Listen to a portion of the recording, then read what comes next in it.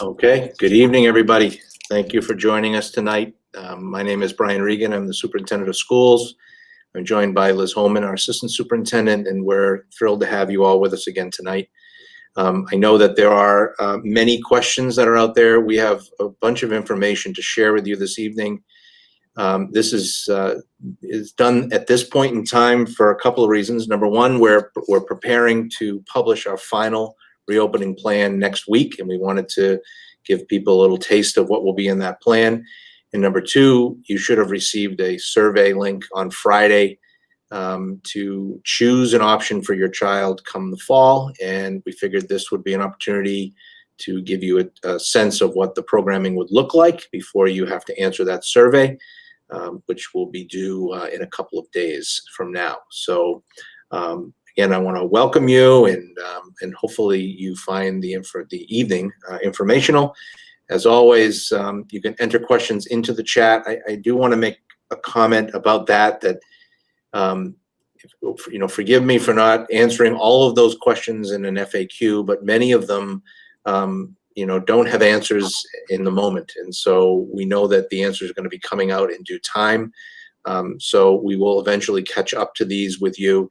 If there's something really burning that you want an answer for, do not hesitate to email me or Liz, and we'll get back to you. So kindly feel comfortable to do that. We may go a little longer tonight than the hour, but I want to also mention that unfortunately we were unable to secure our Haitian Creole interpreter for longer than the hour. When we post the video, however, you will have a fully interpreted version in Haitian Creole, but tonight we will lose that interpretation after the hour, and I apologize for that ahead of time. So I think we can move to the next slide. We'll just do a quick review of what we'll talk about tonight. So again, we'll provide an overview of our reopening model that was recently approved by the school committee. And that overview will really talk about the teaching and learning aspect of our reopening plan, and we'll share with you some sample schedules and what you can expect from both a remote perspective and if you are one of the groups that would be able to engage in in-person learning. And then we will move into some other information. These are topics that we have seen come up multiple times in our last forums in the chat, so we'll try to address them tonight. Cleaning protocols, transportation, extracurriculars, ventilation, food service, and then we'll close with some next steps and in timeline information. Next slide, please. So Waltham's plan. If you are watching school committee or you're reading our communications, you know that I presented two options to the school committee on July 29th. I presented a hybrid return for most students with full return for some students. And I also presented a remote return for most students with in-person learning for some students. The school committee voted to ultimately support the remote return option, feeling that that was the safest option of the two, and that's the one we will review tonight.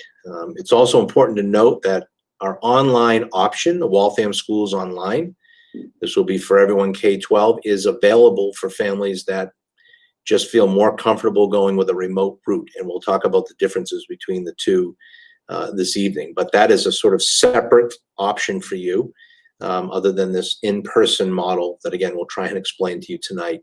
The differences between those two options that make up our reopening plan.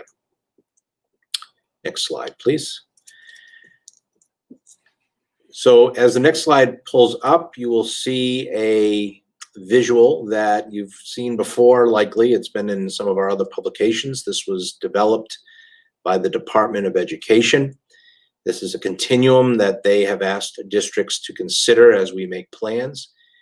So based on the school committee's decision, Waltham will actually be in both hybrid and remote learning mode, depending on the grade level or the subgroup that your child falls into. So we'll have a little bit of hybrid learning for some students, and we'll have some remote learning for other students. So our plan, technically, I would call it a hybrid although it does involve more remote learning than a traditional plain hybrid model would. So that just gives you a sense of where we will be when we reopen. On the next slide, you will see some information that actually got delivered to the state and to districts today. This is an example of just how nimble we need to be in this process, because it is changing by the minute. Sometimes, we start the day in one direction and something shifts us in a totally different direction by the end of that day. So what you're looking at here is a metric system that has been developed rather by the governor's office and the Mass Department of Health. And what they're going to do is create a system where each community in the Commonwealth is classified as red, yellow, green, or unshaded. And communities will be given these categories based on the number of daily cases, new daily cases per 100,000 of their population. So a red community, for example, is where you have greater than 8 new cases, daily cases, out of a population of 100,000. So obviously that ratio adjusts depending on the size of your population, and Waltham's population is in the 65,000-ish, give or take a few thousand, but that's roughly where we are. So our number ratio changes slightly. On the right side, you see DESE's, that's the Department of Education's expectation for a school's learning model based on where the state puts that community. So a red community, the Department of Ed would recommend a remote model. And for yellow and green, they're recommending either hybrid or full, with remote or hybrid in extenuating circumstances. We found out today that Waltham actually currently is in the green. And so, if you go by this chart, it says that we could be in full-time learning mode. I still believe that we're not able to do that effectively and safely. And that's why I think our best course is to continue with the plans that we have right now. This categorization of communities will happen weekly and will be published by the state every week. So we will watch this metric very carefully. We have a few weeks till school starts. Obviously, we need to stick to a decision at one point as we get closer, but we will revisit our plan on a regular basis, and this metric will help us do that. So I wanted to make you aware, and we're just digesting this now. It literally was announced 7 hours ago in a governor's press conference. So with that, we'll move on to the next couple slides, which will talk about our plan, which really involves 2 options. So option 1 is what we're calling sort of Waltham Public Schools in-person learning when possible. So this means it's a typical experience with modifications. And the model for option 1 has to shift depending on the trajectory of COVID-19. So it is school-based. So students would attend, if they're in person, they would attend their district-assigned neighborhood schools. But again, the model's flexible to respond to COVID. So it could be that your child is attending in a hybrid mode. It could mean that your child is attending fully remote. It could mean that your child is attending in a full return model, which at this point in time is very unlikely. But this in-person learning, and it can be confusing because there is a remote element to this. But the reason why we put that particular remote element under this option is because if you're remote and you choose option 1, you're in remote because we need you to be there right now, but there's the potential of you coming back into the building. So that's why all of those sort of fall under that category of in-person learning. Even though you may start remotely, we may be able to bring those students back as the virus, the trajectory of the virus changes.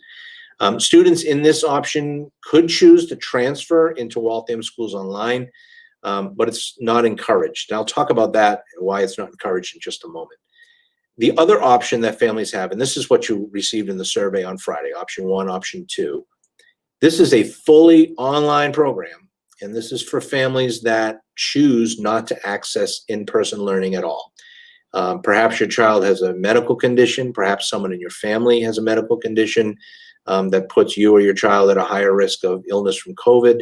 Perhaps you're just anxious about having your child return to an in-person setting. That's what this option is for. And this means that you're locking into this. We'd like to have you lock into this through at least January. And that means if in-person learning becomes available to your child before that time, you're committing to staying in the Waltham schools online at least through half the year. We're going to consider this a separate online school. It's K-12. We don't have a pre-K option for this. It's K-12. It will be staffed by our own teachers. It does mix, although virtually, it mixes students from different schools.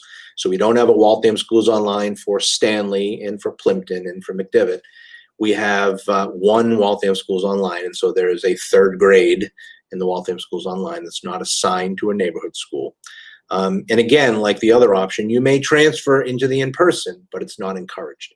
And the reason I say that is we are building both of these programs based on your decisions here, based on your selections. And what that means is if people start to change midway through, we may be in a position where we have to rebuild a section, a schedule in its entirety. Students at the elementary level may have to change homeroom teachers if we have to do a complete rework of the schedule because we have families that elected Waltham Schools Online in large numbers decide to come over to in-person learning before we're ready to make any kind of switch. So your commitment is really important to us. It helps us develop both schools, the in-person side and the online side, in a way that's equitable and provides you, with good options and good programming for both sides. So it's really important that folks think about this and commit to this for us for at least the first half of the year, if not longer. So I'll quickly just talk about each option a little more in depth. The next slide will show you around option 1.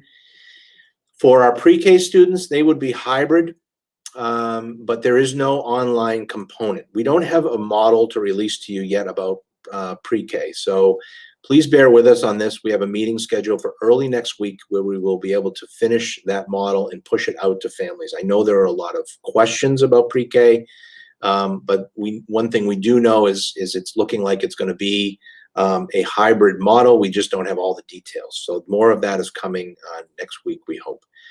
For kindergarten and grade 1, if your child is in kindergarten or grade 1 next year, they would be in a hybrid 1 week in-person mode followed by 1 week remote. And students would be cohorted by last name. So we would build every section alphabetically, and they would be in a classroom by last name. So if we had 20 students assigned to one, say, first grade class at the Plimpton School, half of those students would be in school 1 week and the other half would be home, and then they would switch. So you'd be looking at having about 8 to 12 maximum, but 8 maybe 10 students in a room at a time, which would really allow us to nicely socially distance everybody and keep them safe.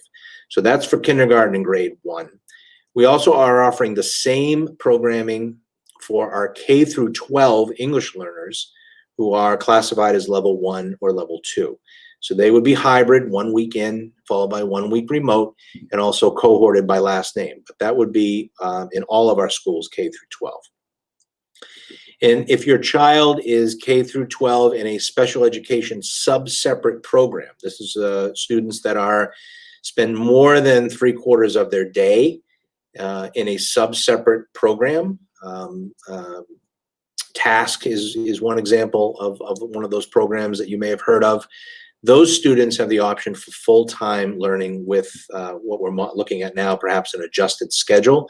So it may be full-time, but the day may be a little bit shorter. We're not finalized on that yet, but that gives you an idea that they would be in every day. They'd have the option to be in every day. And then basically everybody else, students in grades 2 through 12 that don't fall into the categories above, they're not special ed sub-separate, and they're not ELL levels 1 and 2, they would be remote under this option 1.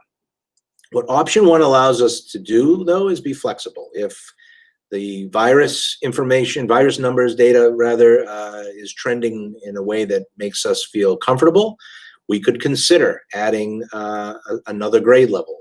We could add grade 2. We could consider grade 6, grade 9, grade 12. We could add them in any way that we feel like we could manage.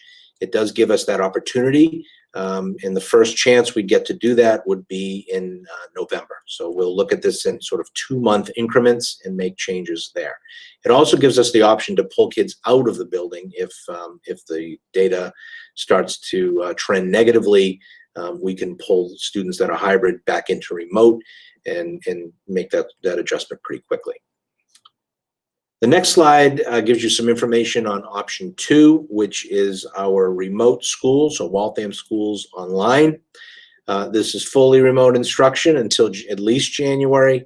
Our WSO, as it's become known, our WSO program would follow a similar or perhaps even the same schedule as our fully remote students would in option 1, and we're going to show you some of those in a moment.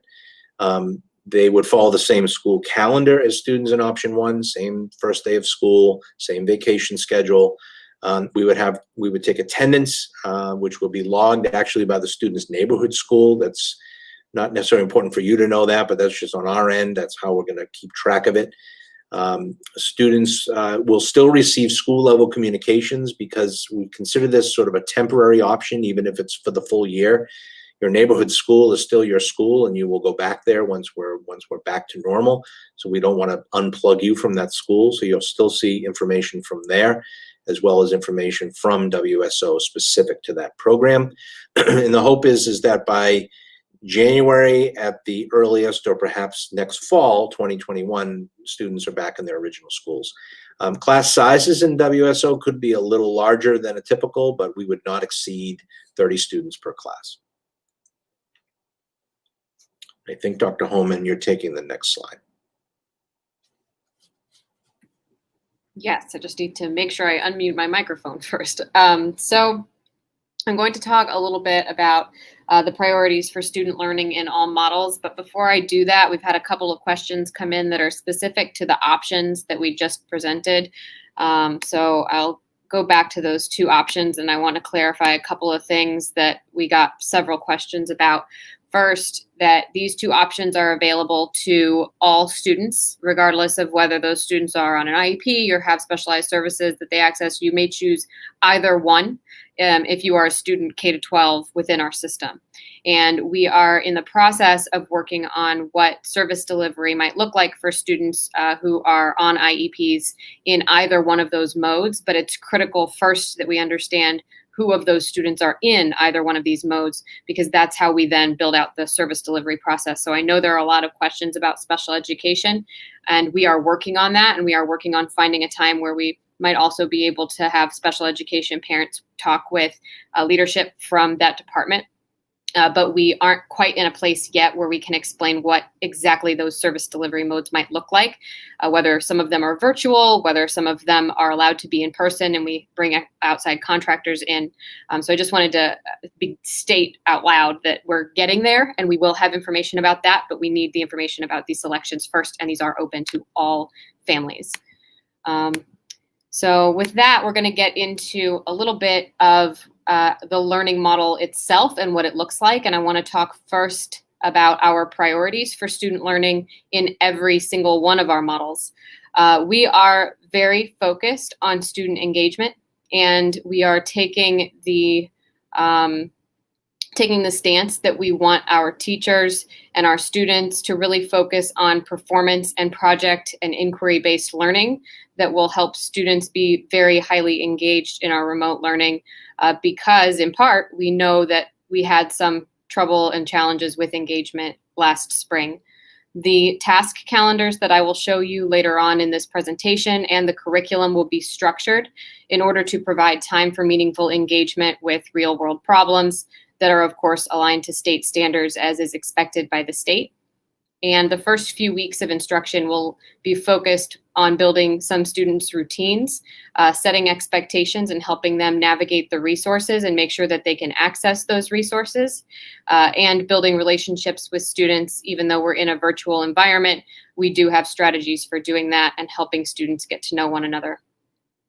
We have defined on the reopening committee what academic safety can look like. We talk a lot about safety in this situation and ensuring students' physical safety, but we want to make sure that our students also feel safe to take academic risks, that they feel respected by their teachers and peers, that they have the safety to embrace theirs and others' identities and to hold those identities as assets that enhance our community, and that they have the safety to confidently overcome challenges and advocate for themselves. And so our curricular approach this year is going to focus on building these types of safety, even as we're also very focused, of course, on students' physical safety and health. So I want to start there because it frames a little bit of how we've gone about building the educational program across all of our models.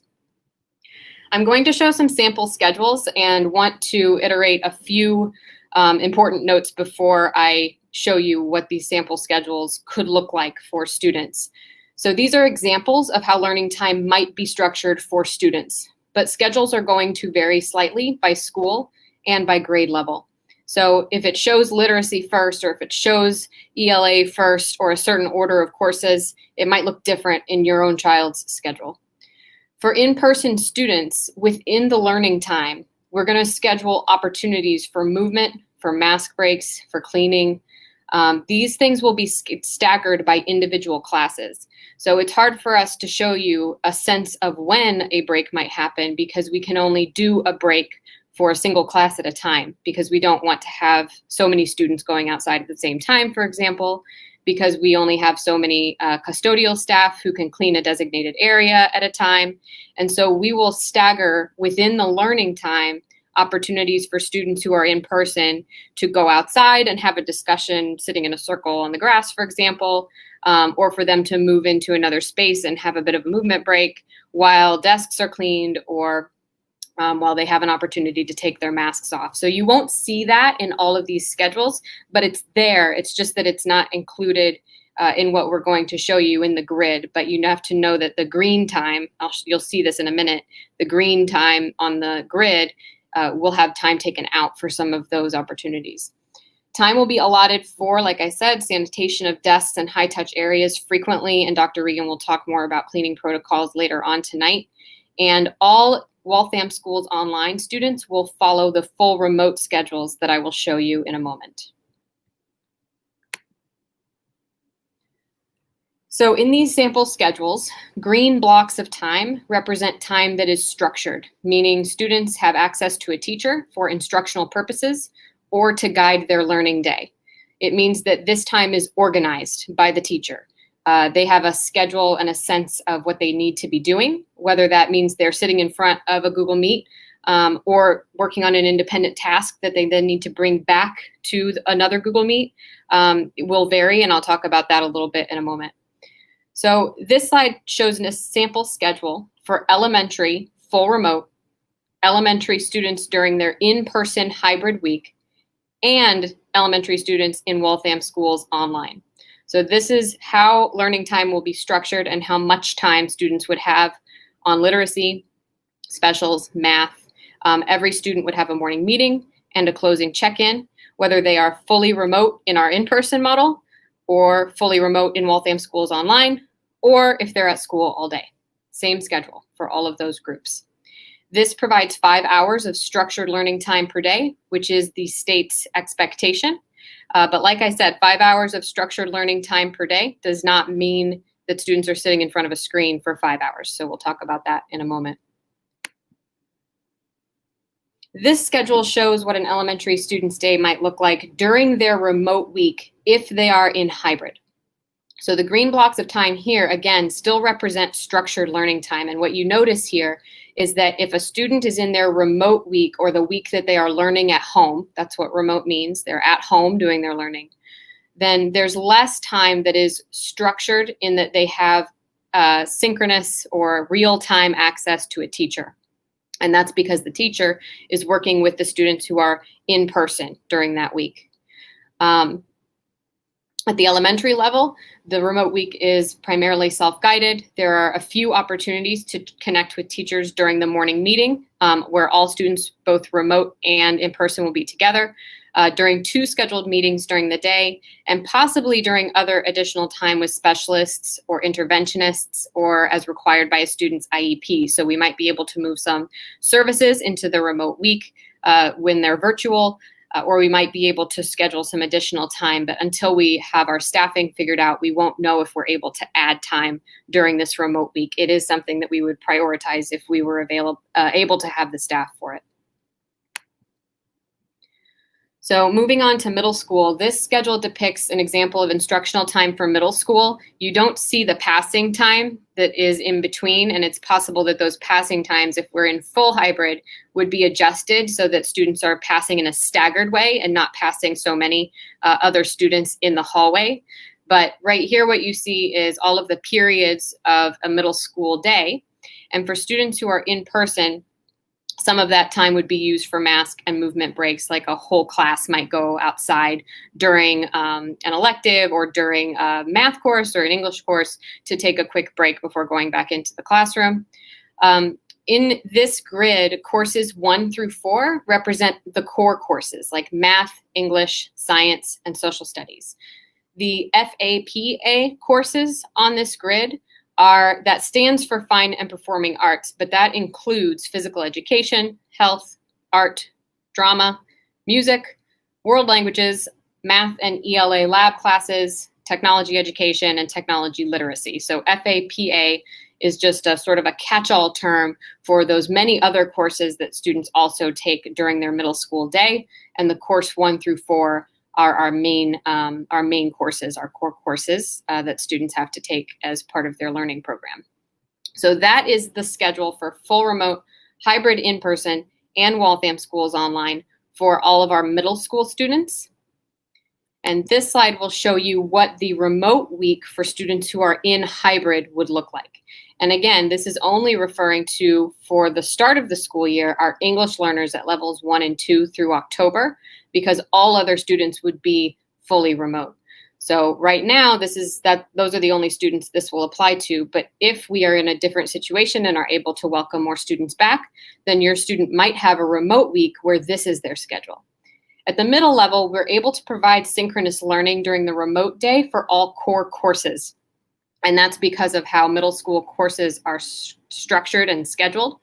We're basically able to rotate a remote period through the teacher's schedules in English, math, science, and social studies. So the green blocks represent synchronous learning time when the students would have access to a teacher, and the white periods represent self-directed learning time or more unstructured learning time where students would be doing independent study or completing tasks that were assigned during their fully in-person week. If we move into a hybrid approach for most middle school students, we might need to adjust the FAPA courses to minimize mixing across cohorts or clusters. But for now, we're going to keep world language, fine and performing arts, all of those course selections that students signed up for, we're going to keep those intact while most students are remote, and we'll adjust as we need to if we bring students back into hybrid while still maintaining as much of the program as we possibly can.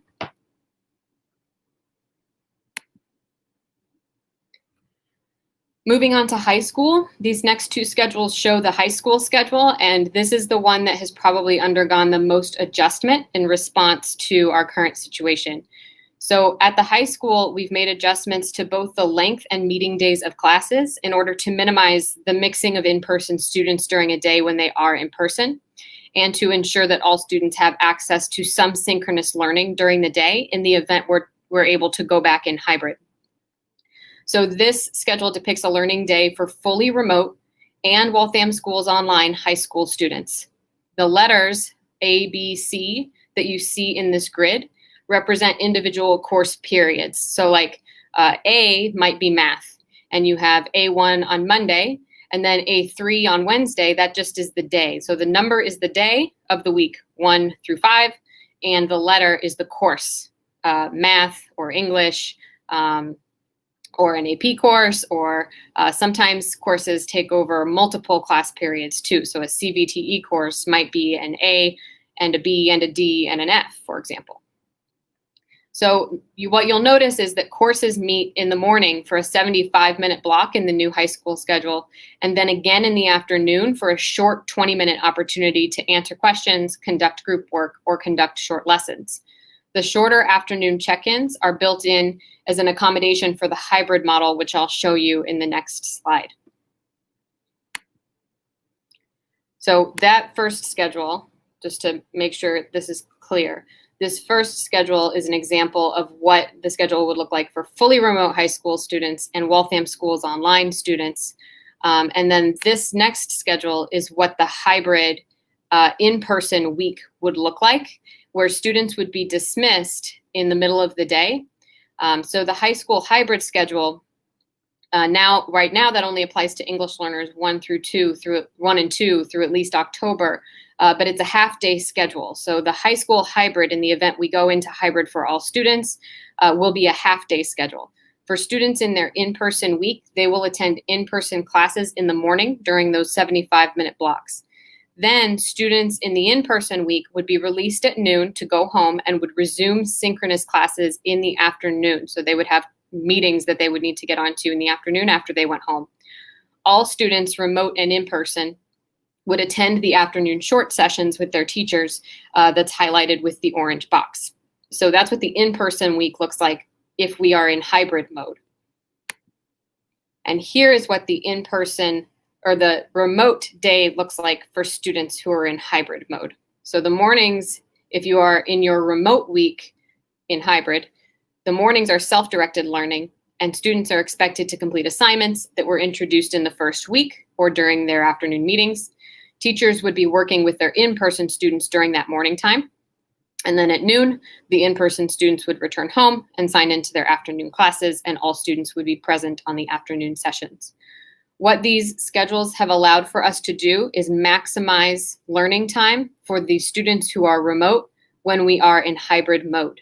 So I think one of the biggest concerns that we heard from families and from the reopening committee is that when students are in remote mode, they might not be getting any opportunities to check in with teachers. We have prioritized making sure that every student would have an opportunity every day to check in with live teachers during synchronous sessions, even if we're in hybrid and some students are learning from home. And so that's why we have structured a lot of these schedules in the way that we have, so that we can maximize the amount of face-to-face time or computer-to-face time that we are allowing our students to have access to. I want to note before I move on to Waltham Schools Online that we are going to post these slides and send these slides out to the entire community so that you can see these grids and have access to what these schedules will look like. And they will also be included in the full plan, which we will have translated and sent out to the community, if not late this week, likely early next week.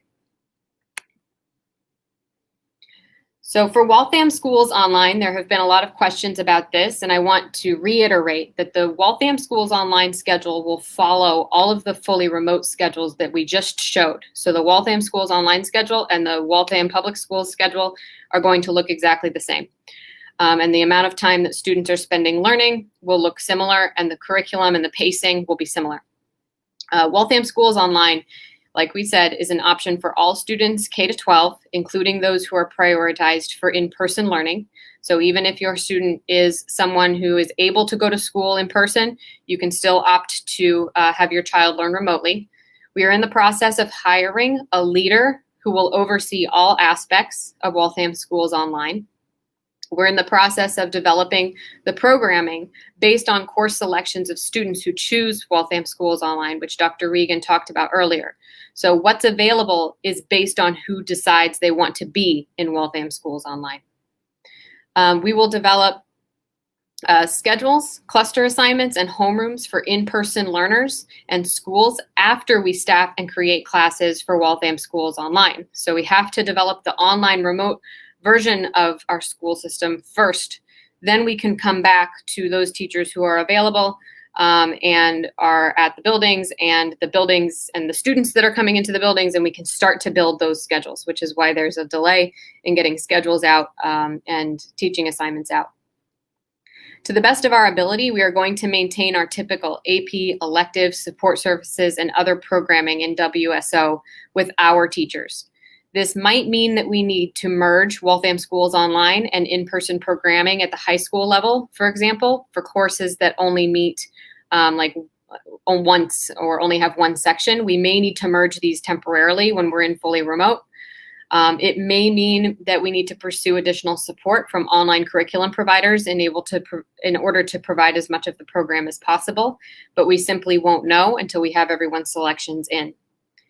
To the best of our ability, we're also going to ensure that appropriately licensed and experienced teachers are going to staff Waltham Schools Online classes. We are very optimistic that this is going to be possible, and we wouldn't do something, for example, like have a high school teacher who might be certified in elementary teach an elementary class. So those aren't things that we're going to entertain. We're going to seek out teachers for our students who are appropriate to be teaching our students. And in the event that we're able to pull more teachers into Waltham Schools Online because the enrollment's high, we will do so. I want to talk a little bit about what the remote school day might look like and what those lessons might look like, because we have gotten a lot of questions about what that experience might be like for students. Lessons will include a mix of synchronous and asynchronous tasks, meaning lessons will include a mix of students working directly via a screen or on their device, interacting with people, and coming off of the device to complete a task that they then go back to class to either demonstrate or turn in or discuss or ask questions about. But the entirety of the lesson will be structured, and students will have access to a live teacher during those green blocks of the day that you saw in the schedules. A structured remote lesson could include a lot of different things, and here are a few examples. A teacher could do a short mini lesson followed by an independent or small group practice session. A teacher could do a whole class or small group discussion that would require all students to participate by turning on cameras or microphones, for example. We would do teacher-directed lessons or presentations of content as we have done, likely in that week one where we're really focused on skill and content development. Or we could do group-based problem solving with breakout groups, collaborative compositions, independent compositions like writing or performing. And then we would also have content-aligned assessments, including, and we're really focusing on, project or problem or inquiry-based assessments where students demonstrate what they know through a rich task that requires them to not just tell us what they know, but also show us what they are able to do as a result of what they learned. So that's what we're prioritizing when it comes to these remote lessons. And the task calendars are meant to support those priorities. So this is an example of our task calendar. We have developed it and started sharing it with teachers, and teachers are working with it in order to plan curriculum around these 2-week rotations. So teachers are going to plan in 2-week rotations regardless of the learning model, and that's so that we can easily move between hybrid and remote and back and forward. So teachers will plan in these 2-week rotations, and week 1 is focused on concept and skill development. And week 2 is focused on practicing and demonstrating mastery of concepts through projects, writing, collaboration, or other tasks. The access to teachers does not change from week 1 to week 2 for remote students. So they're still on a 2-week rotation so that we could move to hybrid really easily, but that doesn't mean that their access to a teacher changes in week 2. They still have access to their teacher fully if they're in remote or if they are fully in person. But if we're in hybrid, then we switch to what the remote week looks like in hybrid when students are coming in for 1 week and then they're remote for 1 week. Calendars are live documents, so you will receive these task calendars at the start of a 2-week rotation or at the start of each week, and those are live, so due dates or resources could shift, they could change, but class times will not. Calendars will be sent to families using an app called Remind and shared with students in the Google Classroom as well. And we will have resources for parents and families as well as students to demonstrate where they can find all of these resources as we begin to ramp up and start the school year. So the task calendars have 2 parts. This is part 1. Part 2 is very student generated. It's a space where students can create goals, keep notes, and develop checklists for themselves. and they will have access to these documents and be able to edit them. So teachers will work with students at the start of a 2-week rotation to establish academic and self-care goals at the start of that cycle. Families, we encourage you to check in with your students on their goals and to help monitor this section in partnership with teachers. Students drive the content of this section of the task calendar. It's meant to guide them. It's meant to promote their independence and self-advocacy. And just like the calendar part, the planner is live and students can adjust their lists, add additional notes for themselves, add links for themselves during the 2-week block. I'm going to talk a little bit about grading and assessment before I hand it back to Dr. Regan to talk about attendance. We're going to continue to issue grades to students just as we did prior to school closures in spring 2020. Report cards will be sent home throughout the coming school year. This is in accordance with guidance that we have received from DESE, and it's important that we make sure we're continuing to grade students and give them report cards. So grades and assessments at all levels are going to be based in that demonstration of proficiency and mastery of standards in each content area, according to that project-based approach. And that week 2 of the 2-week task calendar is really where assessment will live. It's focused on students completing the tasks aligned with whatever content they learned in that first week. So students will show mastery of that content through tasks that would require them to apply to real-world problems or scenarios or other topics.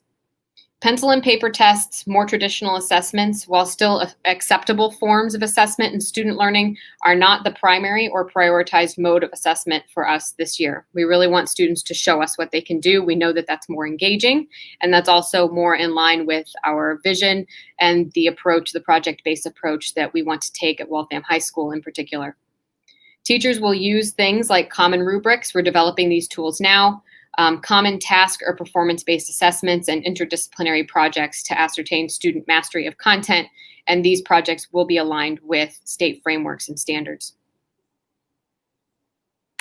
All right, Dr. Regan, I think you're taking attendance. Not literally. I am, not literally, but yes. So attendance will be taken every day. At the elementary level, teachers could use their morning meeting to do that. At the middle school, they'll use homeroom. And at the high school, it'll be the first class of their day. Middle school and high school will also have a period attendance. I think this is how it's done now, so that would continue. We're going to have teachers, they could use their do nows or their exit tickets as a way to track attendance as well. So we'll make sure that we're flexible in how they can track that attendance efficiently. We will notify families when students are absent, even if they're remote, if there's no documented reason for the absence. In terms of procedures and how you would report an absence if they're remote, we will get that out to families once we develop that, but I'm sure it's going to be very similar to what you're used to, but we'll make sure that we're clear on that. And then just lastly, school committee policy does talk about developing action plans with families when a student is absent more than 5 days unexcused. So we'll continue to do that same kind of work for students that are not attending regularly, even if that attendance is virtual. Continuing along attendance in the next slide, I just want to note that, like most communities, Waltham has excused and unexcused absences. It's important to note when we report your child's attendance to the state, which we have to do every year for every child, they just look at present and absent. The excused and unexcused is a local distinction. And in our policies, we recognize, though, excused absences for reasons that you would expect, illness or quarantine. I find it interesting that our policy, which is decades old, talks about quarantine. But how apropos is that now? Bereavement, serious illness, and then other issues like weather, health, and religious holiday observances. So as such, we're going to make sure that students that are absent due to illness or quarantine will be considered excused. If, however, your child is in a hybrid mode and they're experiencing in-person learning and they need to be quarantined, and they're not exhibiting symptoms, so they're well, but they have to be home because of an exposure, We will make sure that they have access to remote learning, and if they're feeling well enough and can access that remote learning, then they would not be considered absent. We would consider them present, but remotely. Obviously, if a student is absent ill or they're quarantining and they're ill, then that would be an excused absence because of illness. But if they can access work from home because of a quarantine, then we would count that as a day of being present in school. There are a lot of questions that come up around extracurriculars. And this next slide kind of highlights some of the big topics around this. Athletics is sort of its own animal, and what I can say about that right now in terms of fall athletics, we have no decision on that because the state governing body, the MIAA, has not made any determinations for statewide fall sports. They have said that the earliest any season for fall season would begin would be September the 14th. This has other implications for us because most of our high school students are remote, so we have to make some decisions there about, regardless of what the MIA says, is it even feasible for us to hold fall sports when we are remote at the high school level? I don't see it likely that most of the fall sports would run anyway, particularly our high contact sports. But again, there's much more to come on that, and we'll keep families posted. We're going to make sure that our arts courses and our high school electives are included in schedules that will be offered. But we'll know more about this when we get your survey responses in. So it may be because of your survey responses and how we're building each of the schedules that a student may need to select a different elective depending on where they are. But we'll keep you posted on that, and we'll have more information once we have your responses. We are committed to having fine arts, world language, our CTE programming, that's career technical education programming, computer science, biomed, and all of our programs intact as much as possible, so that when we return in-person learning, those programs are there. And so just know that we're committed to that. There are a lot of questions that come in, understandably, about CTE. We are developing protocols around that. Mr. Grace, our CTE director, in conjunction with Ms. Majorano, are fully aware that there are unique issues around CTE in terms of students needing some hands-on time. So that is all on our radar, and as we develop those protocols and policies, we will make sure that families are aware of what those are. And then just general clubs and extracurricular activities, if they're possible to run virtual, that's the plan right now until further notice. So particularly at the high school and middle school where you're seeing clubs, like those kinds of activities would be virtual. I think, Dr. Homer, you're going to talk quickly about technology. Yes. So a quick technology update. We have ordered Chromebooks for grades 2 through 12, and we are waiting for those to arrive. We are hopeful that they will arrive at some point in September, but they have been delayed in part because of back orders and in part because of some of the new restrictions, trade restrictions with China, because they're coming from China. And so we anticipate we may have some customs delays. However, we are very hopeful we will get those within the first couple of weeks of school, and we will turn them around as quickly as we can, though we do need to prepare them before we can deploy them. Incoming grade 9 will use the middle school Chromebooks until summer of 2021, and we will do any repairs or replacements that we need to on devices that are broken or breaking. And incoming 6th graders will receive information on Chromebook distributions soon. We will be ensuring that all 6th grade students have a device to start the school year. It might be a used device since we don't have the new devices in, and then we will organize a swap of 6th grade devices so that they can be working with a new device as soon as the new devices are in and available. For grades pre-K through 1, we are very excited that it sounds like we're going to be able to get devices for our pre-K through 1 students to enable them to connect to lessons. Right now, we did not have a plan for devices for pre-K to 1 until very recently, and we will be able to order additional devices. We are also working on ways to make sure that if a student turns in a broken device, we can very rapidly turn around and hand them another device so that they have something that they can connect with. And that is part of our purchasing strategy for right now, so that we have enough devices when fall comes. We have 350 hotspots, and we are in the process of ordering more. These hotspots provide high-speed internet access to families whose households do not have high-speed internet access, and it can provide high-speed access to any student in that household. We will have procedures for requesting one of these and for ensuring that these go to the families that need them. And we will share that with you. Your principals will share that with you, or the Waltham Schools Online administrator will share that with you as soon as we have it available.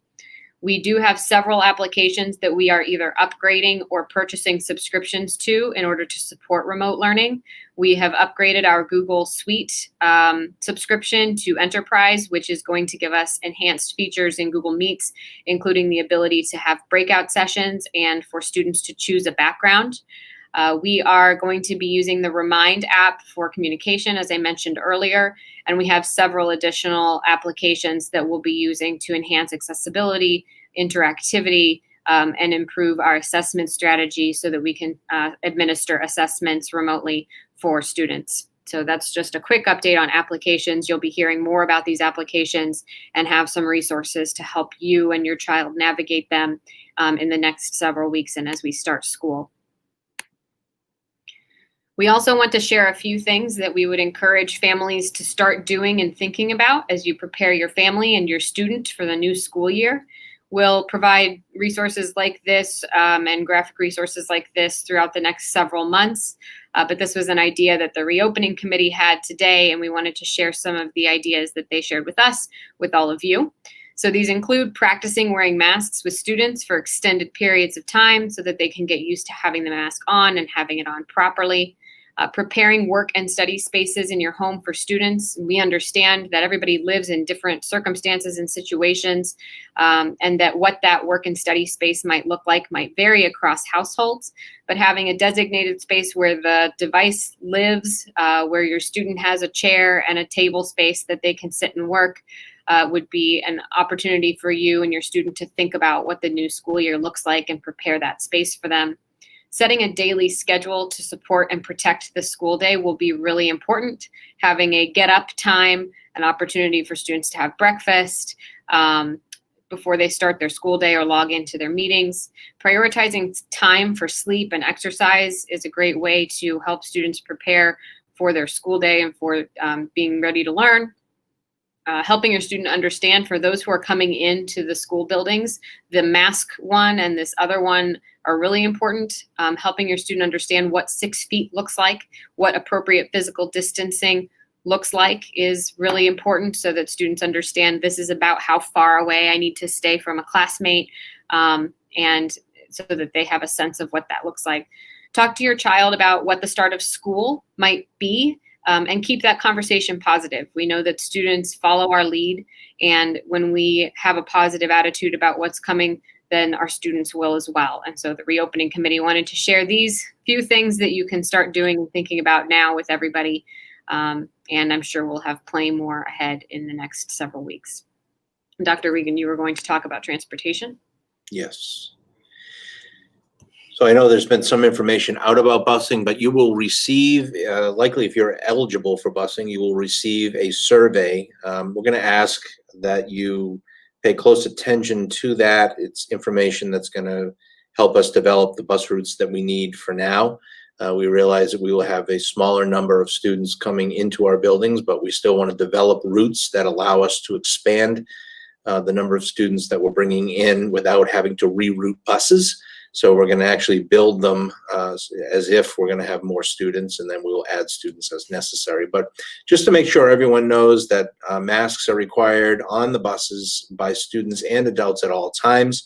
We will have no more than one student per seat or per bench, and they will alternate sides for each row to allow students approximately 3 feet of physical distance. This is the distance that's allowable on buses, and I'll talk about why it's closer than the 6 in just a moment.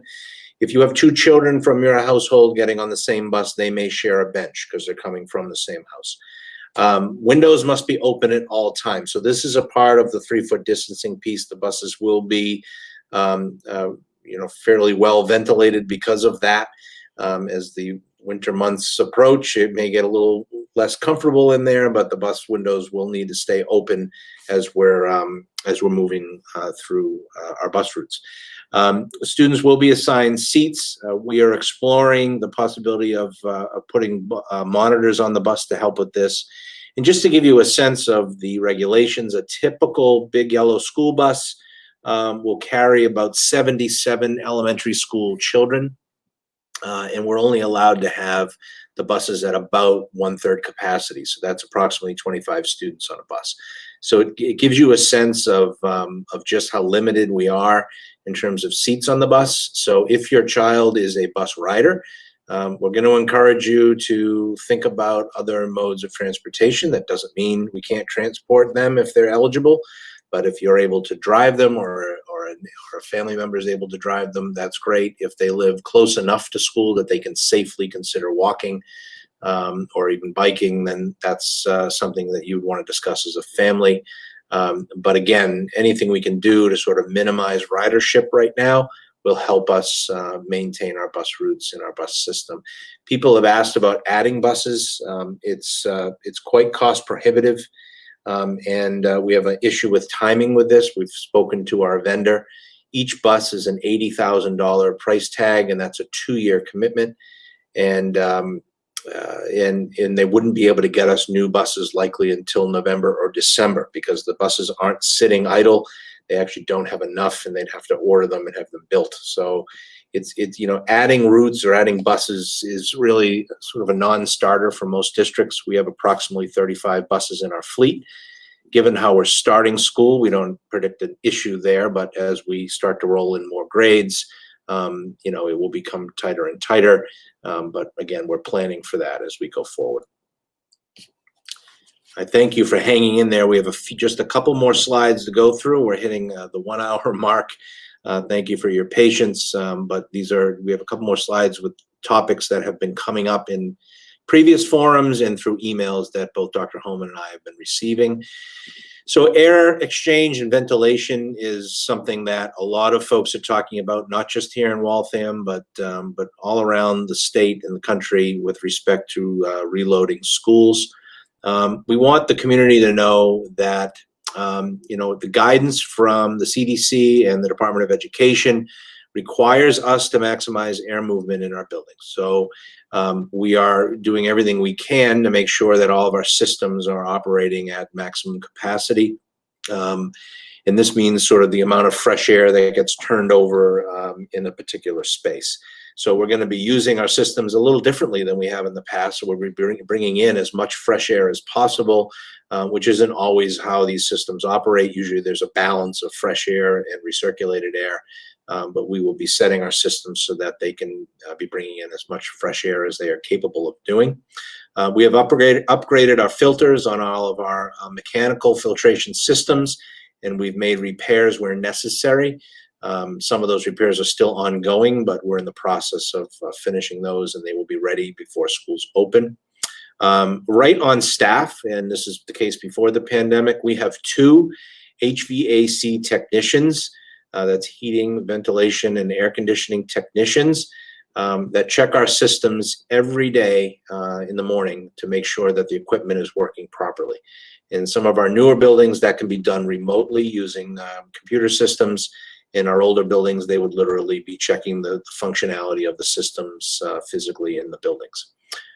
We will be replacing our air filters every 4 months in the classrooms and on our rooftop units. That's a little more than we typically would do. But again, just to be safe and make sure that we have clean filters in all of our systems, we'll be doing that on a 4-month rotation. And I wanted to speak specifically to the high school and dual language. These are our 2 buildings that are the oldest in our fleet of buildings. The high school is a building that's a 50-year-old structure. And I'm seeing out there in social media people posting things like Waltham High School has no ventilation system.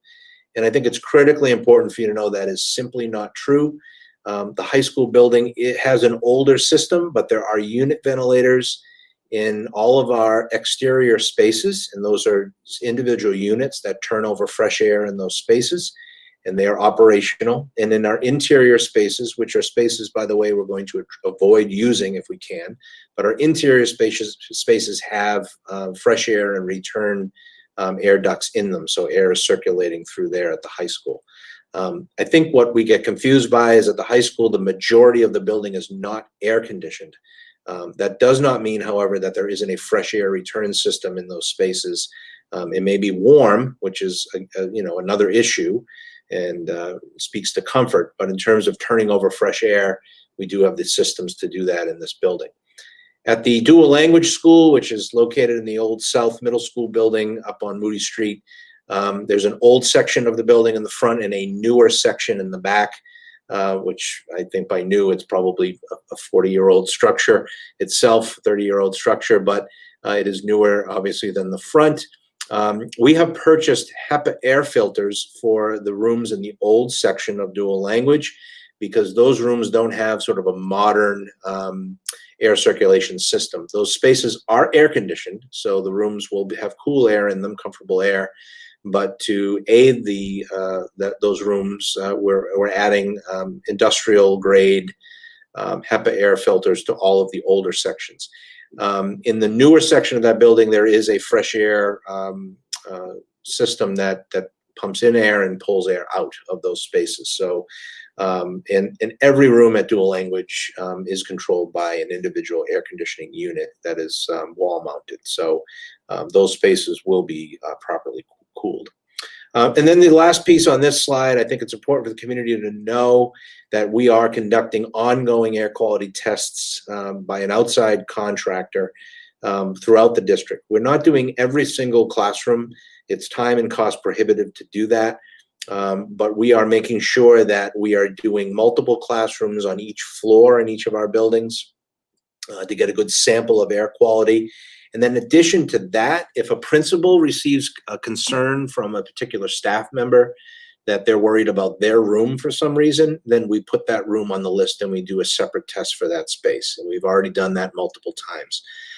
So these air quality test results will eventually be posted online. We're going to post them on our new COVID-19 page that we're working on, so the community can go in and find them at any time and see what the results were. And look at all of those different levels. So you'll see that in the next, hopefully the next few weeks as we gear up to reopening, so you can have access to that information. A couple of questions came in on this that it might be worth it to just sort of stop and speak to. One surrounds air exchange and the fact that the high school has had days where we have needed to close because of heat and struggled with heat. And I think that it's important to understand that the unit ventilators in each room in the high school exchange air with the outside. So what that ventilator is doing is pulling air in from the outside. We set it at a particular level so that we're pulling in a certain amount of air and pushing a certain amount of air out. But on the hottest days of summer, it actually, if the room is hot, that could be because the ventilation system is pulling hot air out from outside. And so it does make it more difficult for us to cool the high school if we increase the ventilation from those unit ventilators, because it's going to make the classroom particularly hot because it's pulling hot air into the room from outside. It's appropriately ventilated. It's incredibly hot. And so that also, of course, poses problems when students are coming to school with masks, and that's something we're going to need to think about.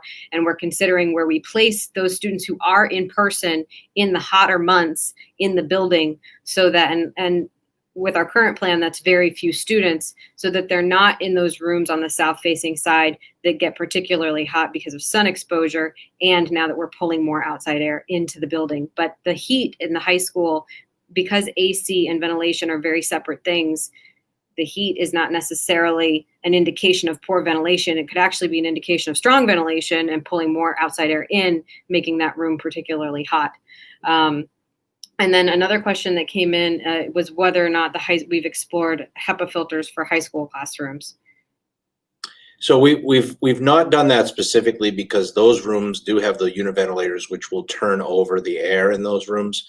The reason we did it specifically for the old section of dual language is that it has a very antiquated system of ventilation that doesn't turn air over as well as you would see with a mechanical system. So that's why we focused on those spaces specifically. They're the only ones in the district that don't have some sort of mechanical ventilation system that is pulling air out of the room and pumping in fresh air. So, you know, the air conditioners in dual language help mitigate some of that, but we thought the HEPA air filters would be a good additional measure in those spaces in particular. Along with some open windows, which is what those old buildings were designed to have as their ventilation. So we have a schedule set up with custodians so they can come and open up certain windows in classrooms so that teachers don't have, because the windows are large and they're hard to operate. So we'd make sure there's a system that they get open daily and ventilation can happen there. So just one other thing on the high school, it would be no different this year than years past if we found that the buildings were unsafe because of high heat, right? It's not about fresh air, it's about sort of the temperature itself. And if it becomes unhealthy for that reason, then we would have the same considerations that we've had in the past in terms of either dismissing or not having school. And then the last thing on the high school is the way our schedule is working is most students are done usually about halfway through the day, and they're going home for remote learning. So it does empty the building earlier in the day, every day, you know, as we get to the hottest part of the day.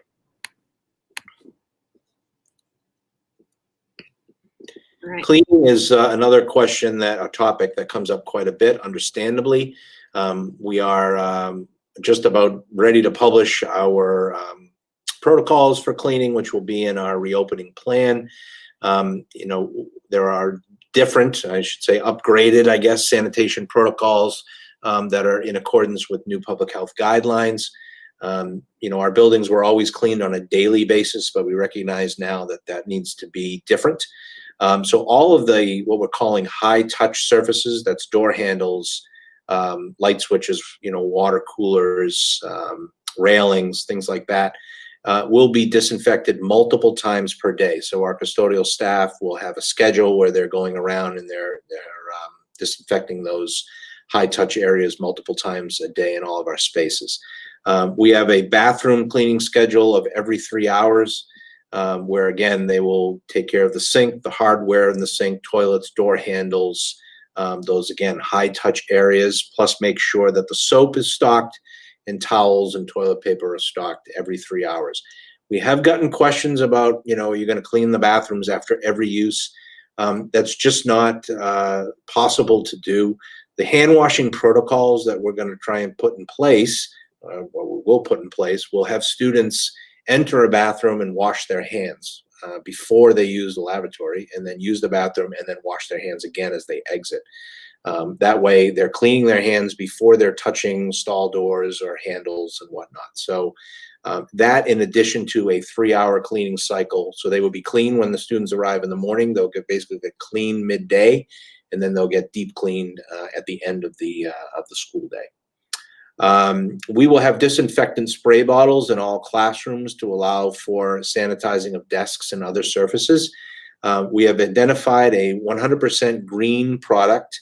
It's safe for use in public buildings that actually air dries. It's not meant to be wiped. So if a class were to step out of the room, the desk could be spritzed down, and within, I think it's 5 to 7 minutes, it air dries.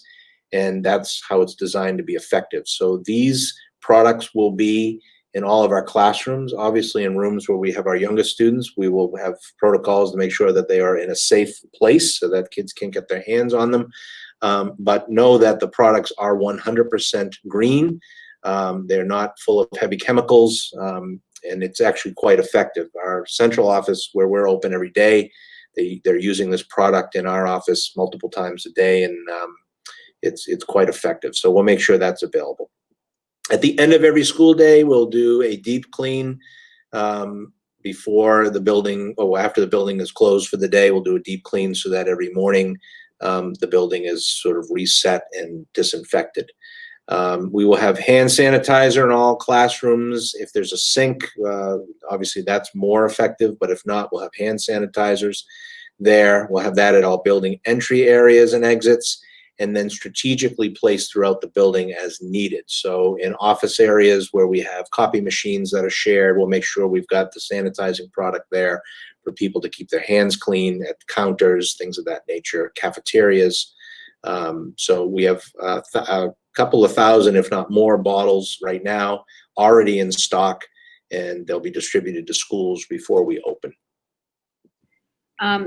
Dr. Regan, there's a question about what kind of disinfectant spray is being used, whether it's the one that air dries. I believe the answer is yes, right? The one that air dries. The one that air dries is the one that's being used, and we can get, if we can get information in terms of the specifics, and I can actually ask Mr. Pinzone if we can put that in our reopening plan so you can see the name of the product that's most commonly used.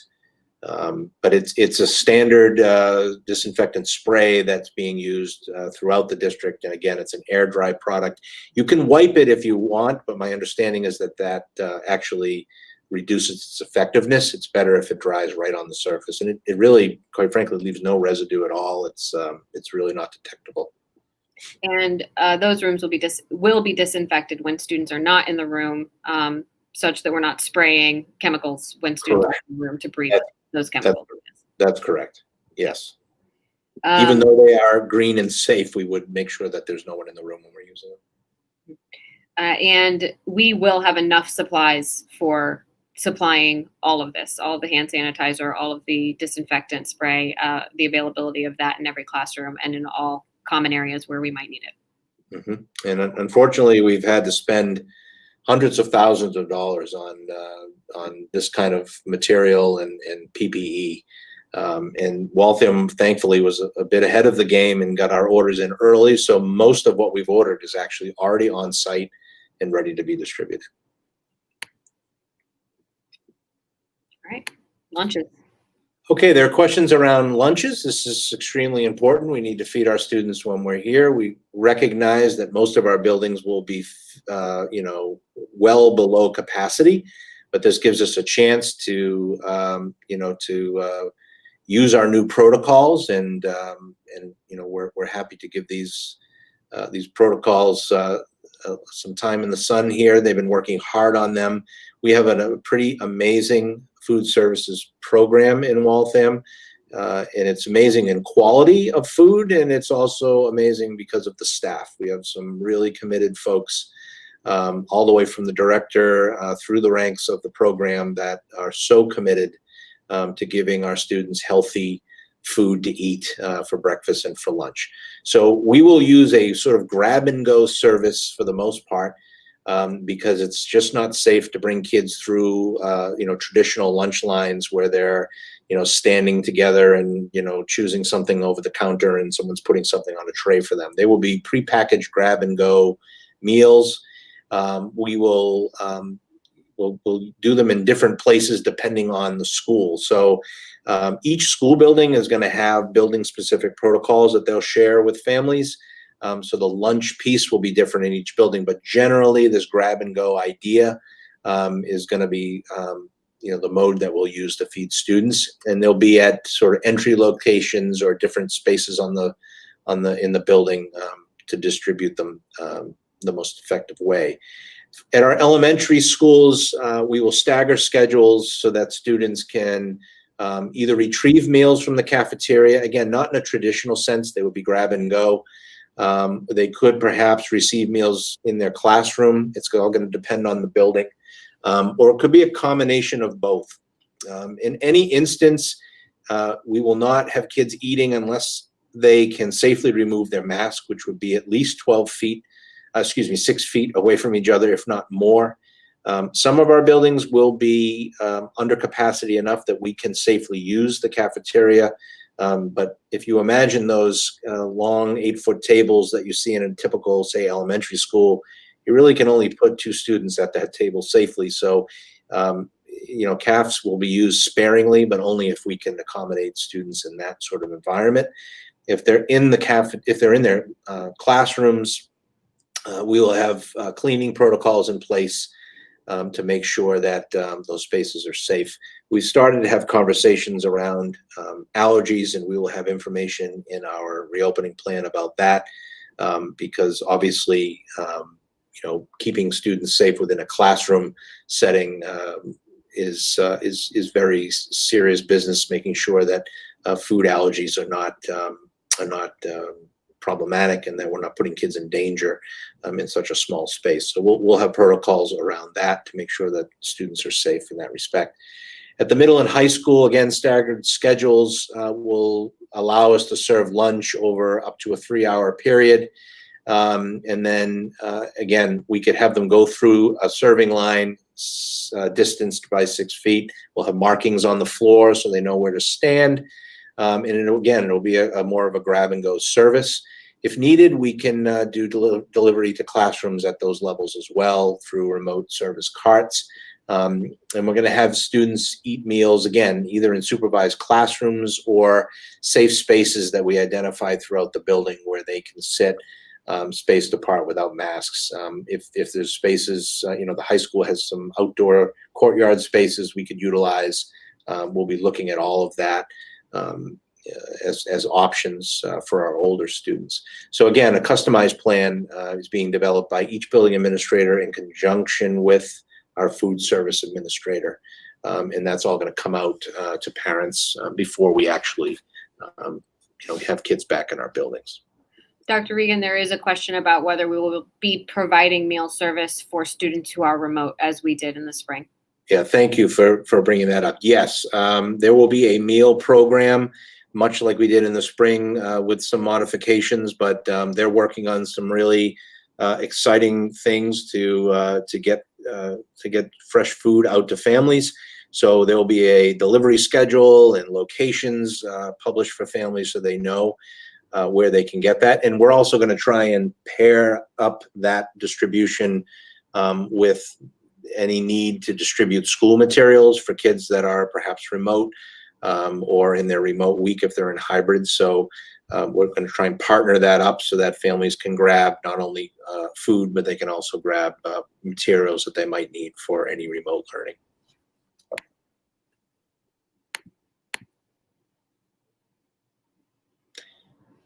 And then, believe it or not, we've reached the end, and then we'll see how many more questions we can answer for you.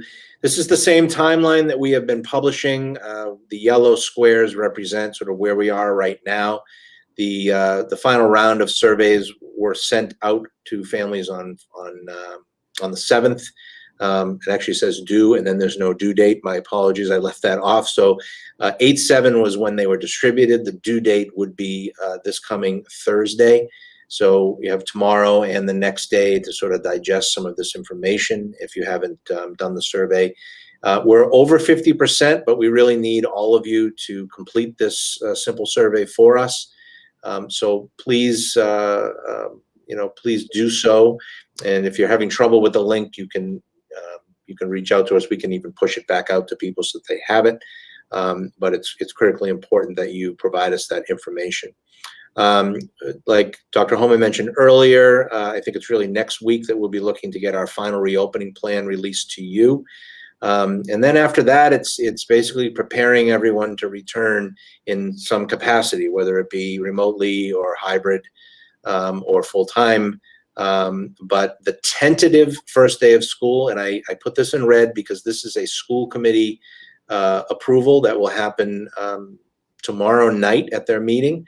I will be recommending that the first day of school for grades 1 through 12 is the 16th of September, and that, as we usually do, we will start pre-K and K on the 23rd, which is 1 week later.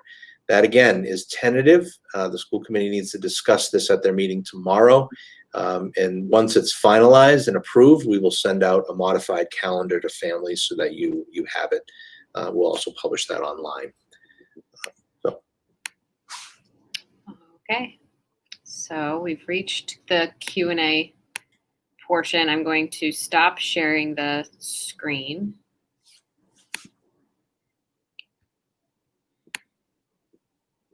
All right, hopefully you are seeing myself and Dr. Regan now.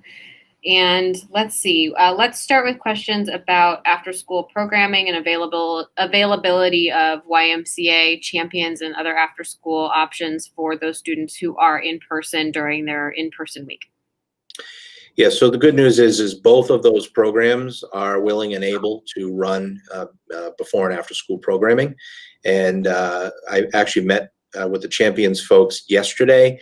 They have really excellent safety protocols in place. They're running summer camps now, so they're using those protocols. So that's great to hear. And the YMCA also is running summer programming, and they have their own safety protocols. So both programs will run.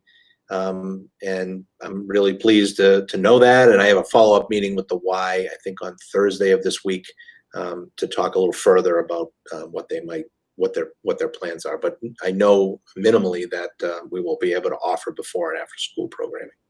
Could you talk a little bit about why we have the delayed start for pre-K, as well as the additional delayed start to the school year for all students? Yeah, so the state has allowed school districts to, I should have mentioned this in the slide, to go from a typical 180 school day year down to 170. So all students in Massachusetts will attend school for 170 days, students 1 through 12, instead of 180. And like most districts, Waltham starts their pre-K and K a week later so that we can do screening so that kids can be placed appropriately once school starts. Kindergarten and pre-K students are not held to the 180 standard or the 170 standard, so you have the ability to have those students in for fewer days. But we will use essentially the first 2 weeks of September to have pretty intensive training with teachers in 2 areas. They'll be focusing around health and safety protocols that are new so that they're ready to accept students, even though it's going to be in smaller capacity at first. We still need to prepare everybody for more students coming back over time. And then the second focus area for those 10 days will be around remote instruction strategies, right? So that we're continuing to provide teachers with the tools they need to be successful at delivering instruction remotely. Sorry, I'm going to put our contact information up on the screen so that people can contact us in just a minute, but I'll get you started on a next round of questions first. So let's see. I have to decide which ones. Could you talk a little bit about, I think there's a perception that Waltham Schools Online was discouraged, and whether or not we are discouraging or encouraging any of our options for families, or what should maybe guide their decision making? Yeah, I'm sorry if that message got out there, and if it was me, I really am sorry about that. But that if we were trying to discourage folks from choosing the online option, that's absolutely not true. You know, we are building that option not only because the state tells us we have to. That's not why we're doing it. It's we're doing it because we know there are families that need that option for either a health reason or just because they feel like it's safer for them. And so it's there for you. We're going to build it out to be as robust as our in-person programming. We are hiring somebody within the district to be in charge of that program. So there'll be administrative support there to help us organize the program. So, you know, please, if you can, if you're hearing out there that we're trying to discourage it, help us stop that line of thinking and let people know that we're building it, and it's there for folks. And right now the survey is trending to be, you know, roughly about a quarter of families seem to be leaning in that direction. It varies from grade level to grade level and school to school, but you know, that's about what we thought we would be looking at, about 1 in 4 students choosing that option. And while I'm on that topic, there have been a couple of questions. I saw one in the chat earlier, and then I think I actually got an email from someone about this one. So they have, say, a 5th grader who's going to be remote because the 5th grade is remote right now, and they have a kindergartner who's going to be hybrid, and they're asking, you know, can I have my child in kindergarten, you know, also be remote? And the answer is yes, but the option for that kindergartner would be Waltham Schools Online. because we don't have a fully remote option on the in-person side of things for kindergarten right now. So we can arrange it so that both your children are learning remotely in that scenario. And that may be one of those situations. So say we bring 5th grade back in December and you want to keep your children on the same sort of program, and now you're looking to get your kindergartner back in. That's why we're putting a process together for families that are looking to make a change. So we would have to figure out a way to accommodate that for you. But the option for you right now is if you have students that will be in 2 modes and you want to bring them together in that example, you would choose Waltham Schools Online for your younger child. And that would get them both remote to start, and then we would manage the situation if things change later in the winter or into the spring. I think the biggest thing we're discouraging is that movement between programs, if at all possible. And we understand that people's circumstances might change, jobs shift, ability to support remote learning could change. And we understand that, and that's why we will have a process for people to apply to shift, but there might be a waiting period. And it does, if there's a large number of people who go for one option and then change their minds at some point, then that's when we see disruptions to schedules and teacher assignments. And we want to ensure as much consistency this year as possible, because we know how little consistency students might experience this year. And our way of doing that is by asking that families please make a choice and try to stick with it, understanding that we will work with you to make adjustments if we have to, and if you have to, if your circumstances demand that. We had several questions about Chromebooks and whether or not the devices that we have, whether we're anticipating having devices for every child in the system. The answer to that is yes, but not right away.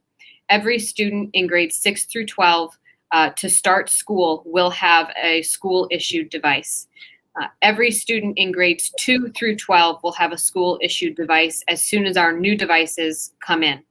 And every student pre-K through 12 will have a device as soon as we have ordered and received the additional set of devices that we've now purchased for pre-K through 1.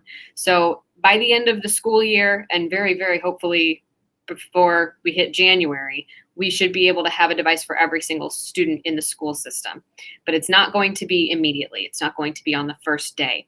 So when we start and we are remote, what we are going to do is prioritize for elementary students who we don't have enough devices for every child to have a device. We'll prioritize giving the devices we do have to those students who do not have a device at home that they can use.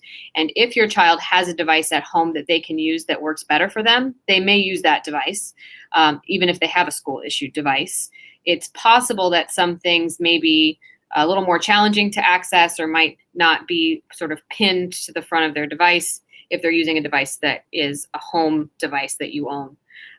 But it is okay for them to use a personal device if they'd rather do that. Once they return to in-person learning, we expect them to use the school-issued device in particular, because it's also easier for us to troubleshoot the devices that we have in the system. It just is easier because we know the devices better and we know how to fix them. How to request a device. If you contact your school principal, and the contact information is up here on the screen. If you contact your school principal or Susanna Summers, who is our administrator of educational technology, we can try to make sure that we're prioritizing getting students devices who really need them. I would say start with your school principal. They are in their buildings now. They are working on getting devices in that are broken or distributing to students, and they are working directly with Ms. Summers, but those are 2 opportunities for connecting. And if you aren't getting our alerts or your information is not accurate in our system, you're not getting our text messages or emails, you can also contact your principal or Susanna, and we can make sure that we fix that problem. There are some questions about given the state's information that we just received today and the fact that Waltham is designated as in the green and that being prioritized for hybrid or in-person learning, if whether, and I imagine we don't have an answer to this right now, but if whether the decision would be reconsidered and why we might be bringing more students back in remote. So this is, what I can tell you is obviously this was just delivered to us today, so we will monitor this new system very carefully. And I'd like to see sort of where that green trends over time. And certainly if Waltham's numbers continue to stay where they are, then I would bring that back to the school committee to have a conversation with them about an adjustment to our model. Right now, the plan is to speak with them in early October. And based on the start date of school, that would really only be, say 4 or 5 weeks into the school year for students before we would make that decision for the sort of next next moment where we would consider making a change. I want to caution. I want to tell you that I want to avoid having a system where we're making changes on every 2 weeks, right? The only way we should be doing this is if there's a need to sort of pull back because it's not healthy or we need to close a school for some reason. That's the only time we should see a change happen without sort of process. If it's to bring more kids in, you're going to see it be very controlled, just because we have to do that to keep people safe and to make sure that we're not just saying, okay, it's Friday, on Monday, 5th grade, come on back. We just can't do that safely. So it's going to be a slow process, and even if we stay green for several weeks, it still may take us that time to be prepared to bring in more students and do it safely. We're planning for the mode that was approved now, and that mode does give us flexibility, but that flexibility always includes a process in time to make sure we're prepared for each new layer that we add on. Could you talk about student to teacher ratios in hybrid models and why we rested on that maximum of 30 for Waltham schools online? Yeah, so we figured that the online program, and they may not be that large, but it's all going to depend ultimately on our staffing levels and the number of students that enroll. But in that setting, it's a little easier to manage larger numbers of kids, and teachers in a Waltham schools online could even they could be breaking classes up and doing synchronous instruction with them in small groups and using technology to do that. So it's just giving us some flexibility there. Our ideal class sizes for Waltham schools online would be, of course, closer to what you're used to in person, but we put a higher number there just in case we need to bump those online classes to be a little bit bigger.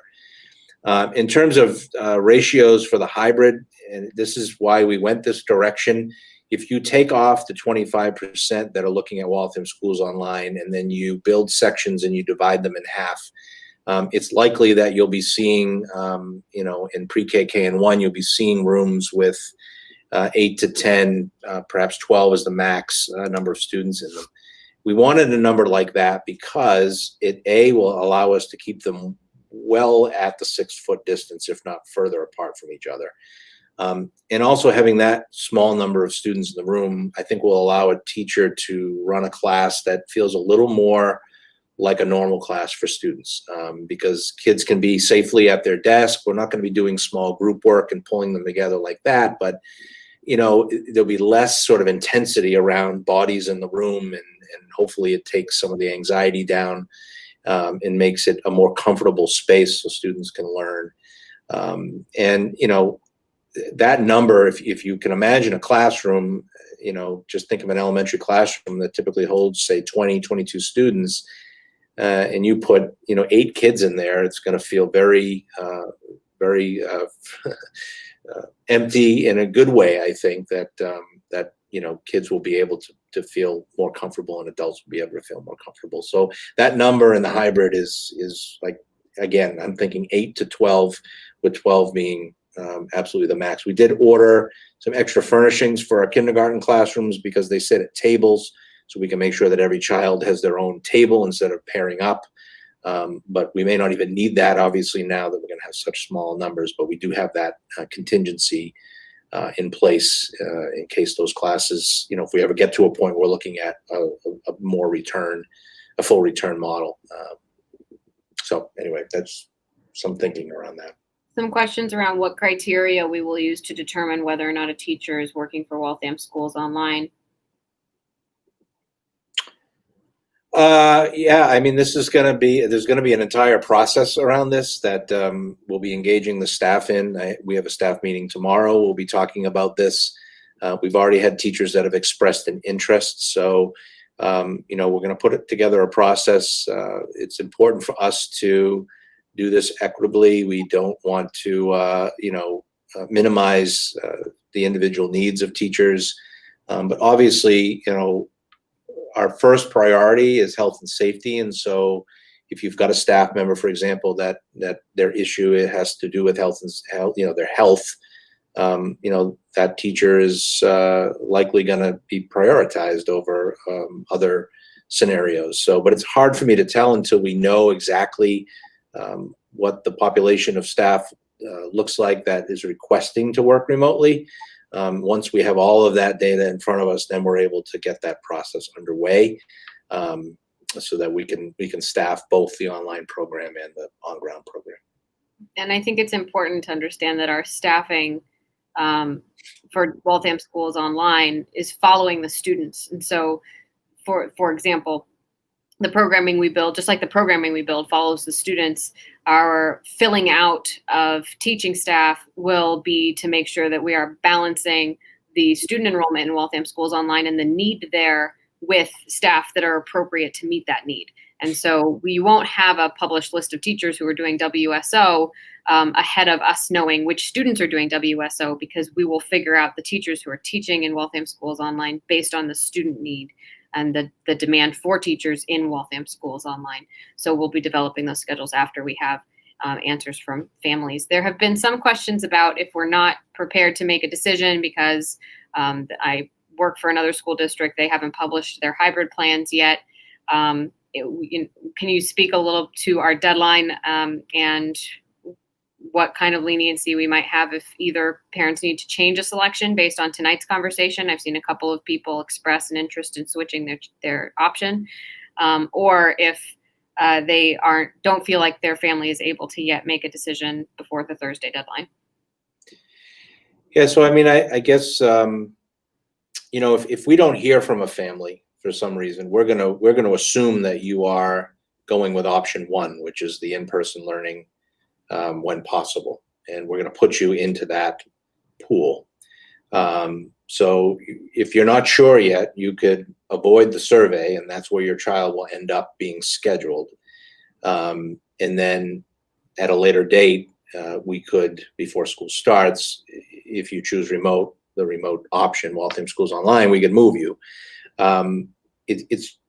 There's really no good answer here, because what I need to say to you is I need you to do the survey by Thursday, ideally, just so that we're not doing these switches, because we are really going to take what you give us and start building those sections. So if it's an extenuating circumstance and you want to reach out to one of us and let us know, like, this is why you need to hold, then that's fine.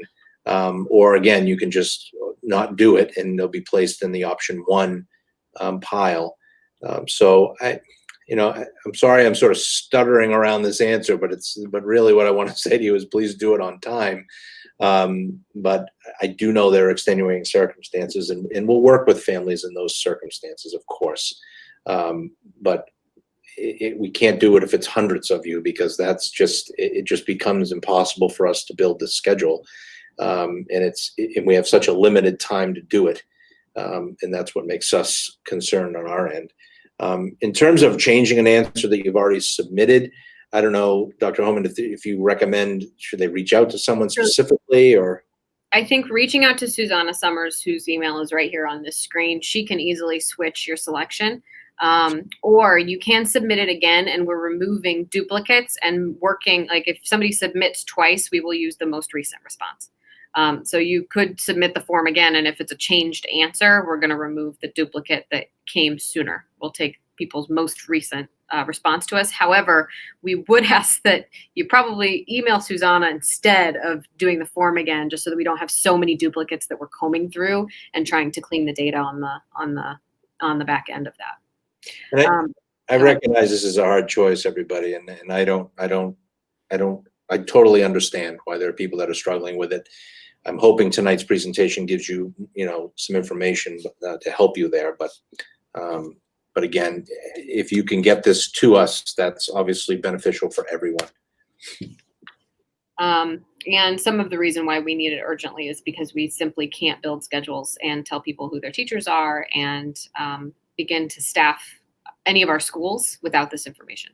We're stuck until we have this information from families. And once we have it, we're going to be able to move much faster on getting schedules out and getting classrooms assigned.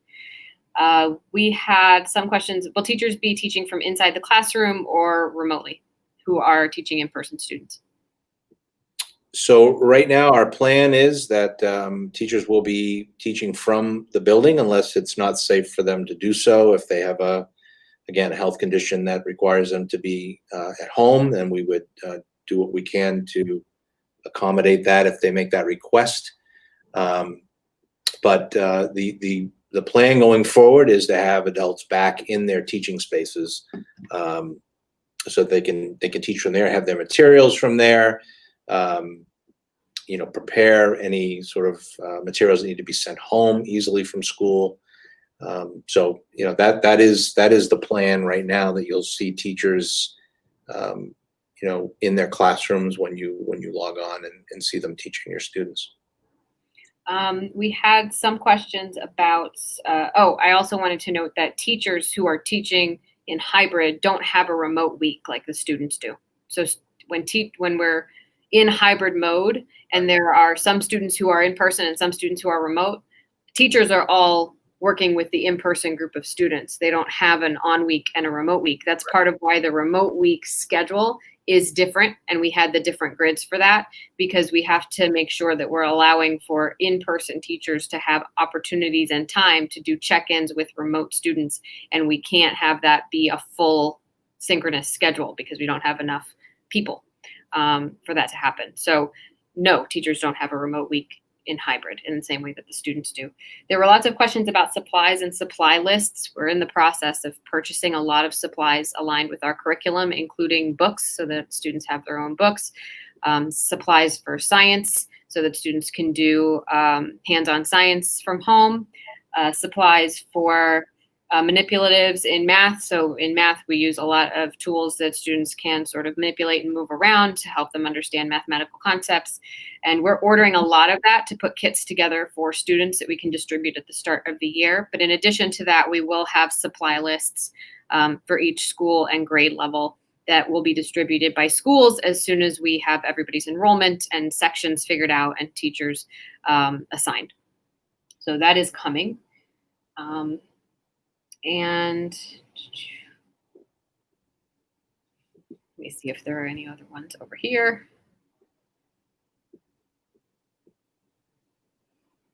So yes, a clarification on hybrid. If my child is in remote learning, the other half of his classmates are in class, correct? And who's teaching the remote class is teachers who are also teaching the in-person students, which is why there's less time for the students who are remote to have a synchronous check-in or an online check-in with the teacher. It's because we have to provide coverage for those teachers to step out of teaching with their in-person students. That's also why the high school has a half day, because that allows that entire afternoon to be spent with all students in meetings like this, where they can see their teachers. So that is why we have such sort of adjusted and altered schedules, and why we've shared that is so that we can manage to staff the at-home and the in-person learners when we're in hybrid mode. There are questions about testing protocols and like COVID testing and whether we'll do COVID testing and whether we've heard anything from the state about resources for testing. So we've not heard anything from the state about resources for testing. This is something that superintendents bring up with the commissioner just about every time we have a conference call with him, but there's no answer for that. There are pretty detailed protocols that are going to be in the document that's going to go out next week.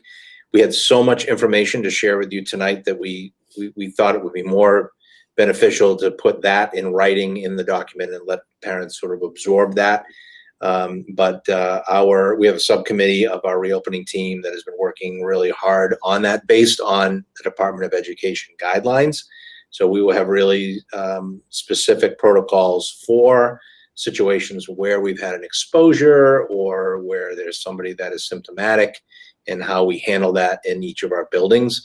I want all parents to know that every building is going to have not only its nurse's office, but a separate isolation room that we would use to isolate a student or an adult that is exhibiting symptoms. That's a requirement by the state. We were able to secure that in all of our buildings, including dual language, which had a really tight situation with square footage there, but we were able to get an entire space dedicated for that there as well. So that's part of these protocols that you'll see published in our reopening plan next week. Will students participating in WSO also receive supply kits? Yes, we have accounted for numbers for all of our students in looking at cost for supply kits. There are a couple of questions about parental facilitation expectations for parents for remote learning. So how much do you expect parents to be facilitating the remote learning that's going on at home? We do have quite a bit of, particularly in the hybrid model, notes about self-directed learning. And a big part of what we're building into the program is helping students understand how to navigate their school day so that as little parental facilitation of remote learning is required as possible, because we understand that people have work that they are doing either remotely or that they're needing to leave the house to do. And that it's a significant hardship for parents to need to be sitting with their child and facilitating all of the remote learning all school day. I have 2 kids myself. I understand how hard the spring was. And, Dr. Regan does too. And so he's seen what this looks like. And we want to build in students the capability and understanding of how to get to their calendars, how to log on to their meets, how to know what their schedule is and be able to look at the time and know that they have to go into a meet. We understand that this is incredibly difficult for younger students, and that's why they've been prioritized in our plan to be in person as much as possible, and we will continue to prioritize that. And we also understand that this is really difficult for some students to navigate their day and to organize their school day. And we will do everything we can to help them become, self-advocates who can navigate that day and give them whatever supports that they need. And we're committed to working with families to make sure that that is successful. We don't have a set expectation that families are sitting or parents are sitting with a child facilitating remote learning all school day. We know that that's not possible for all of our families, or for many of our families. And so we're going to do everything we can to help the students become independent in that regard.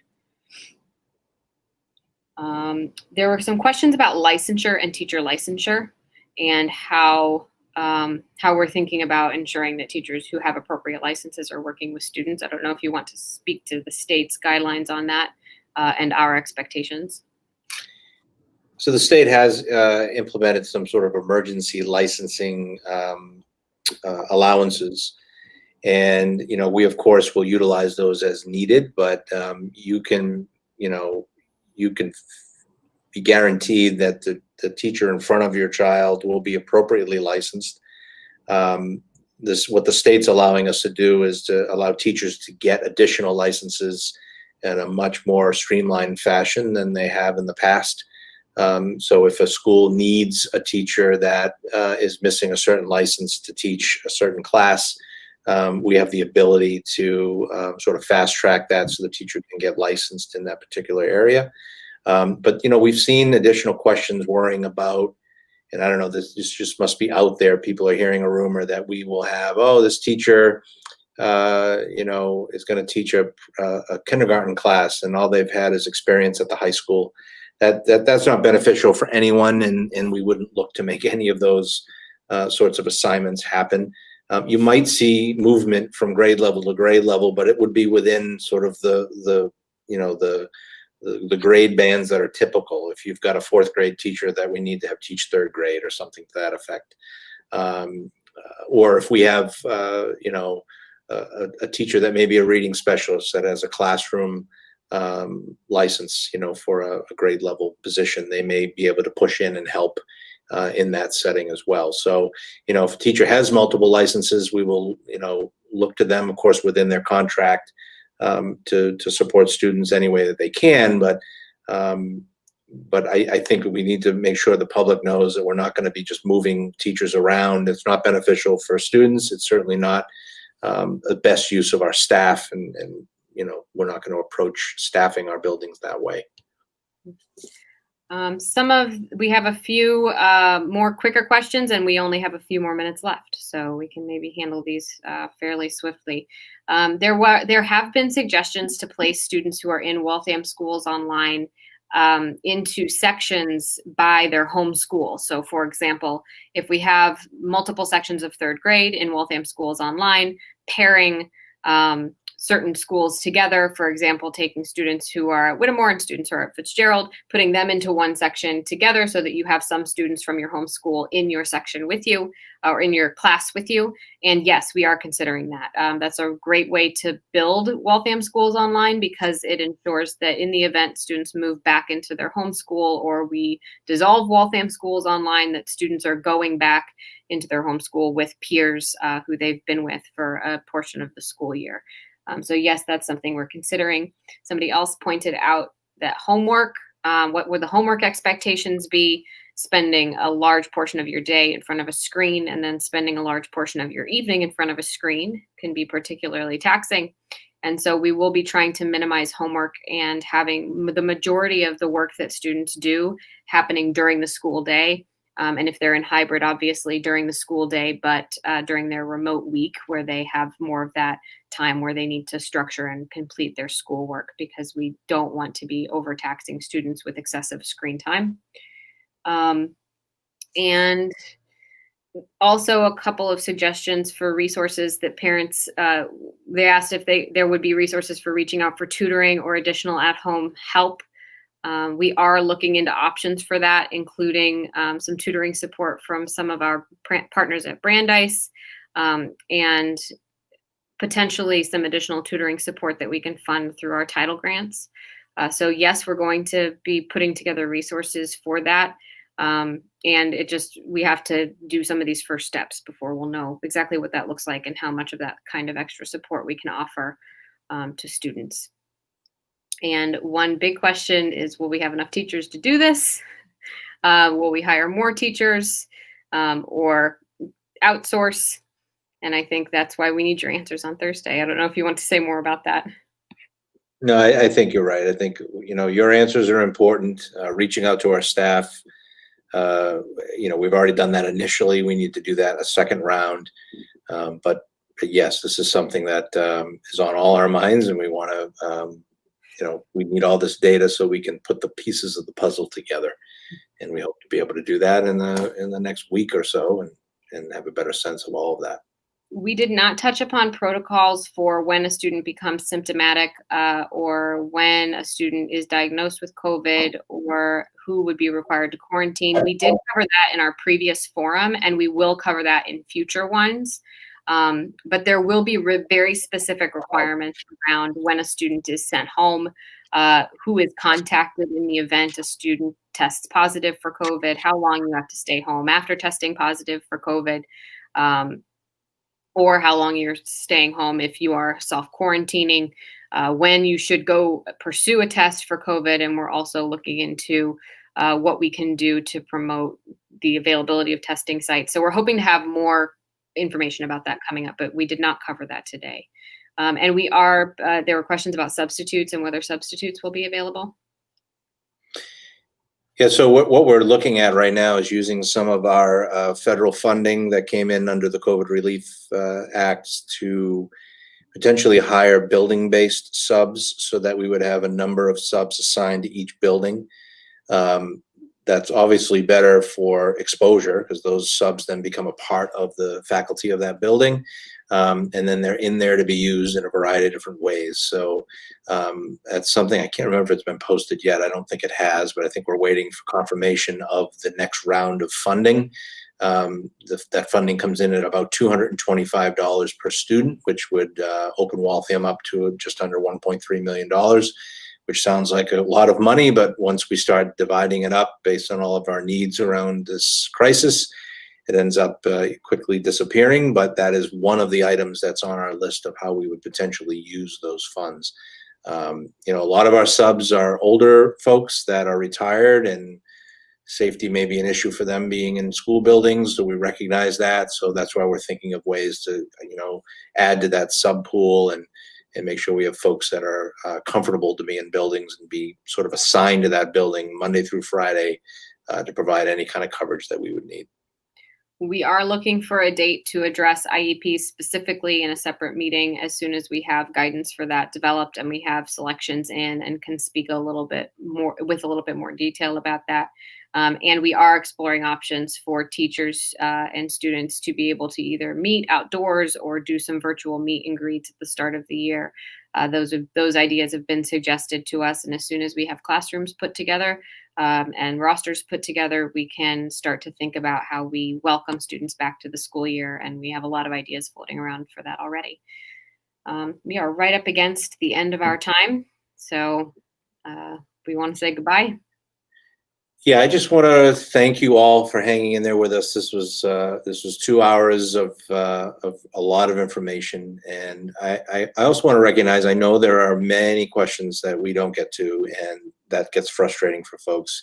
If there's something that you feel like you've asked multiple times or that is so critical that you're not getting an answer on, you have our email addresses.